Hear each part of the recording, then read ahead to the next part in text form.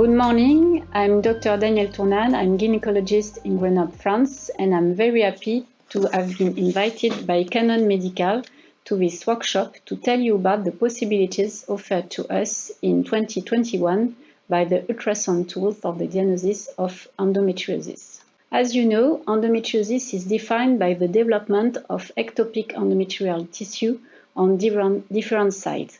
In myometrium, it's adenomyosis external or superficial.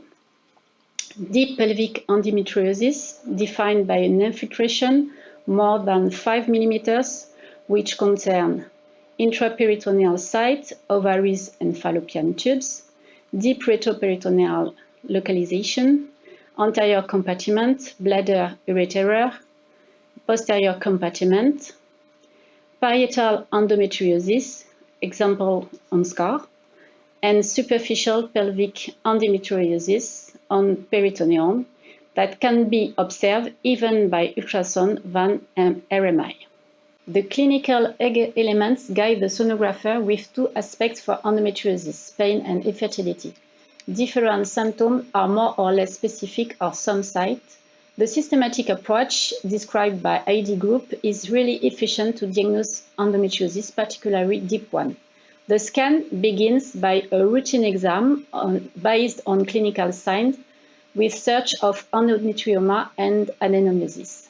On the second step, sonographer is searching for sonographic soft marker, site-specific tenderness, and fixed ovaries.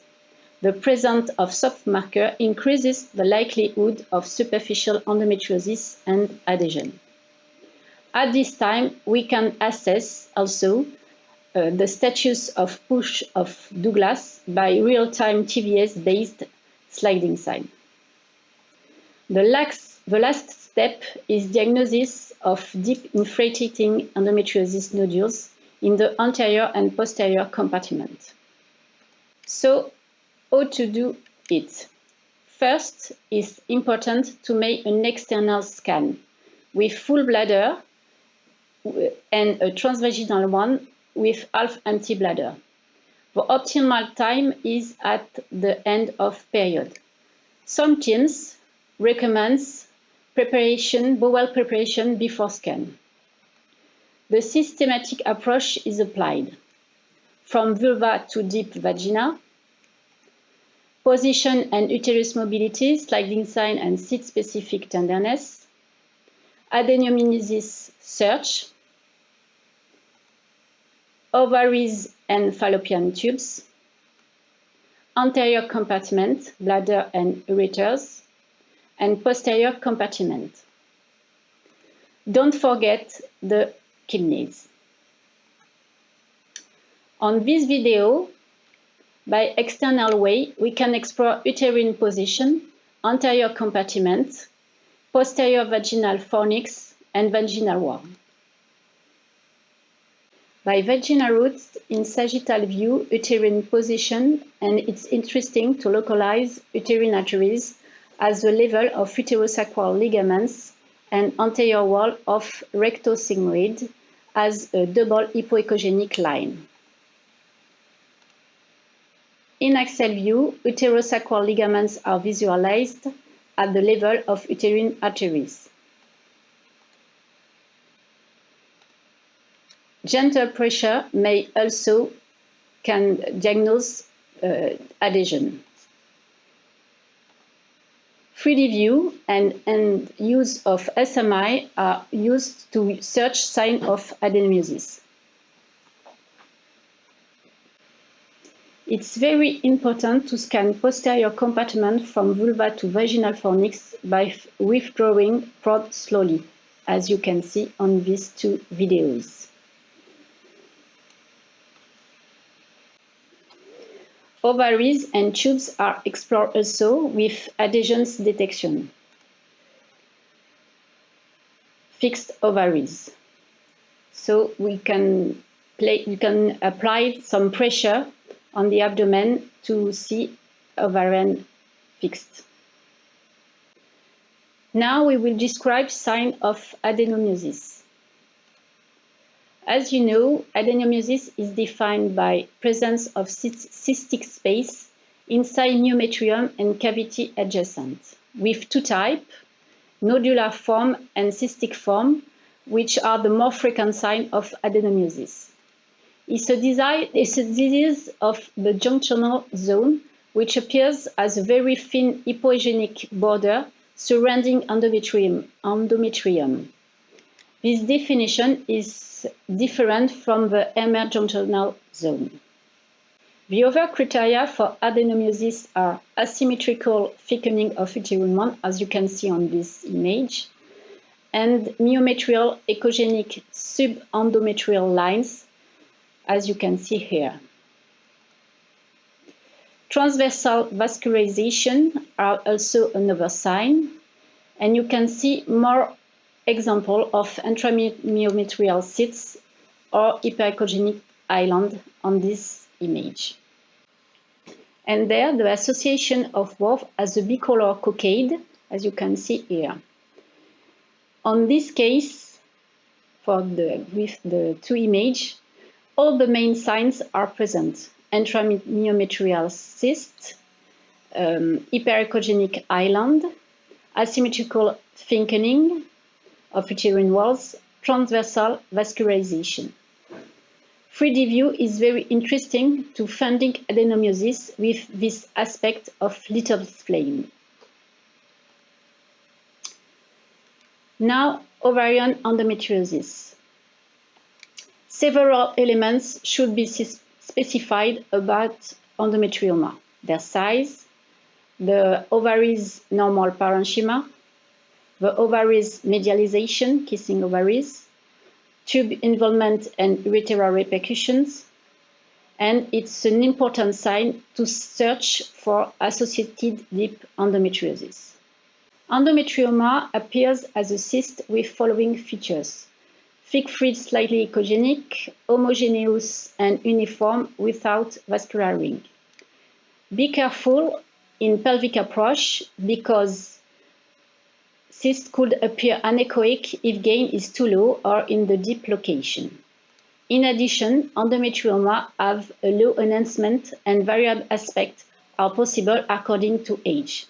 Specificity and sensibility of ultrasound are very excellent for diagnosis of endometrioma. The appearance of liquid inside the cyst can vary according to the age of endometrioma. We can see concretion of hematite pigments, blood sedimentation level of varying age. Here's some case of variable aspect according to age.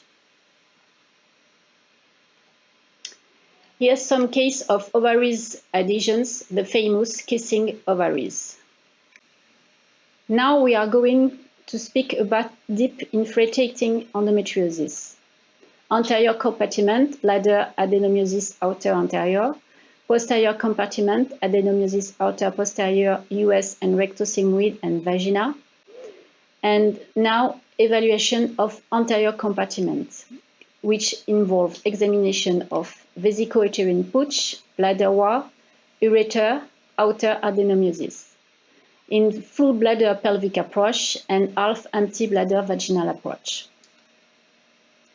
By external way, anterior endometriosis appears as a hypoegenic nodule with different shape infiltrating muscularies and beyond mucosa, as you can see here.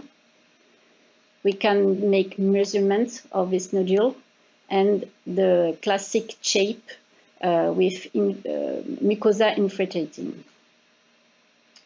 On this video, in sagittal view, then in axial view here, we see a large lesion far from the uterus infiltrating the muscular and the bladder mucosa. The lesion may be relatively far from vesical uterine interface, and its position in relation to the ureters should be clearly identified by locating ureteric jet. Other example with illustration of the importance of a suprapubic examination in this first shot. and by vaginal route, the same nodule.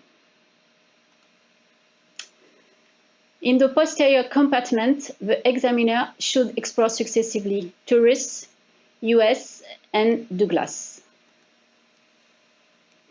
First, Turris, uterosacral ligament and pooch of the Grass. First sign of Turris involving an abnormal position of the uterus wrapped around the isthmic zone on suprapubic examination and by vaginal route.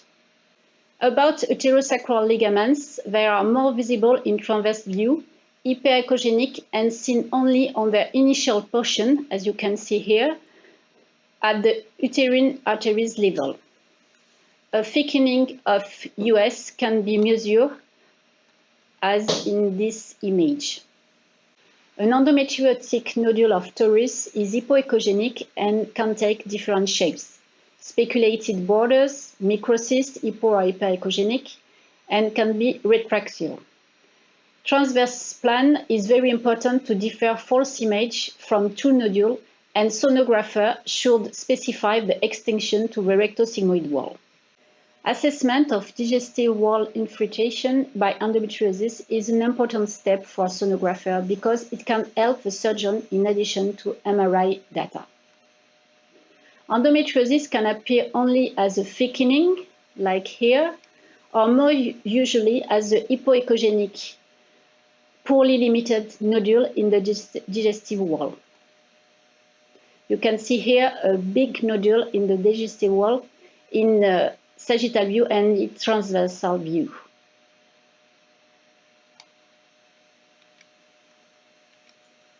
Here the same nodules which can be measured in the digestive wall.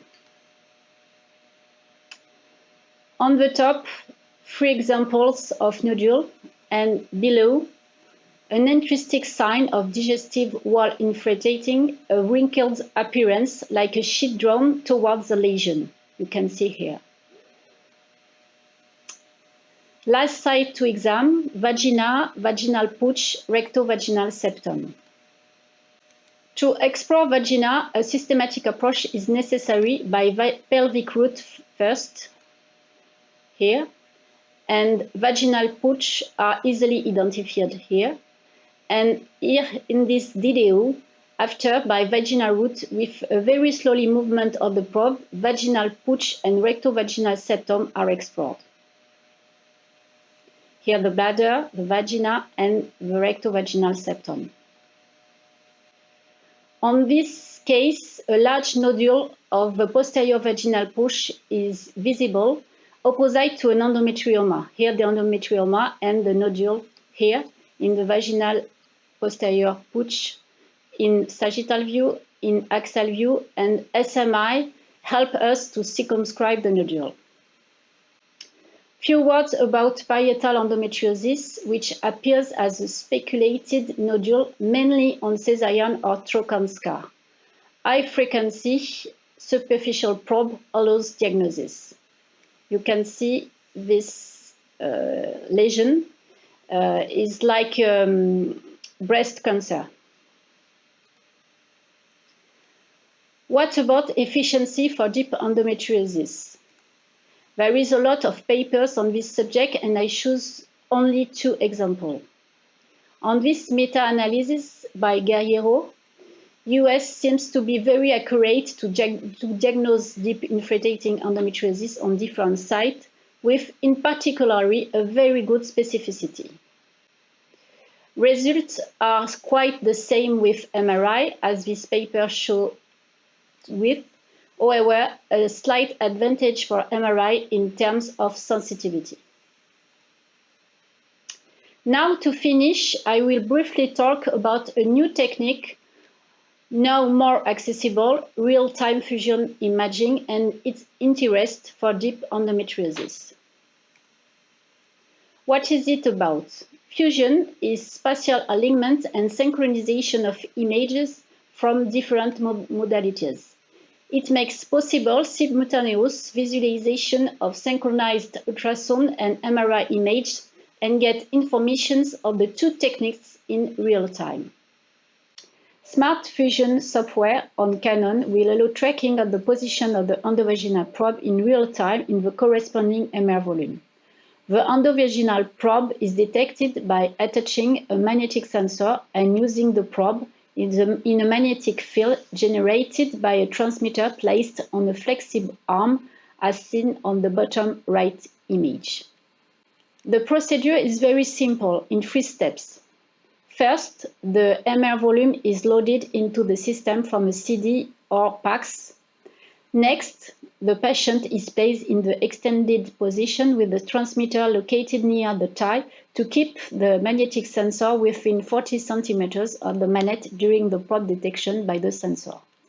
Finally, the synchronization, that is the element in space of the MR and US data by correcting the position and the angle of one image relative to the other. The Applio displays the 2 images from thin slice T2 sagittal scan. At the same time, a sagittal plane as optimal as possible is searched in ultrasound and the synchronization starts. You can see on this video, we can see also uterus and ovaries. Why for endometriosis?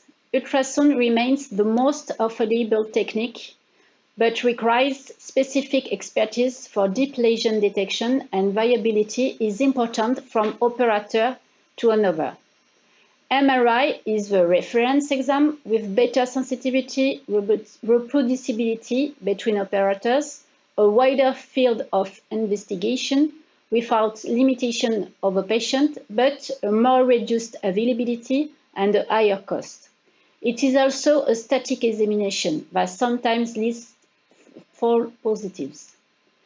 The 2 exams will work together for ultrasound lesion tracking, full MRI check and follow-up. Follow-up and additional information will come from fusion exam based on a single initial MRI. A first case of a patient with all dysmenorrhea and dyspareunia. A routine pelvic ultrasound had been considered as normal. This is a very large posterior nodule invading the anterior wall here in MRI in ultrasound. And additional synchronization markers can be added on the lesion. You can see here additional markers. Axial image can be done despite their lower quality and can be useful with Doppler. A second case of a patient followed for infertility with a voluminous endometrioma and a large nodule of the posterior vaginal pouch with rectal wall involvement. The synchronization had been difficult in this case because of the uterine position, as you can see on this video. But we had been helped by the endometrioma. We find the lesion of the posterior vaginal pouch seen in MRI, indicting the anterior wall in the form of a hypoechogenic triangular area here, with some hyperechogenic spots indicting the vagina and the rectum. You can see here on this video. Sometimes fusion modify MRI results. Here, a case of discordance. A 41-year-old patient with a history of infertility. The MRI concluded with a fibrous nucleus posterior nodule here. And from the beginning of the synchronization, uterus appears in a different position and very mobile without any nodule or adhesion in the retroperitoneal space. Here the MRI, here the ultrasound scan, and there's no nodule and the position is very, very different. In conclusion, US guided by clinic is a very important tool in the first line of exams to diagnose endometriosis, in particular deep one. But to be really sensible and specific, the sonographer will have to know perfectly anatomy of the areas involved by endometriosis and must apply a systematic approach without forgetting dynamic exam. Thank you for your attention.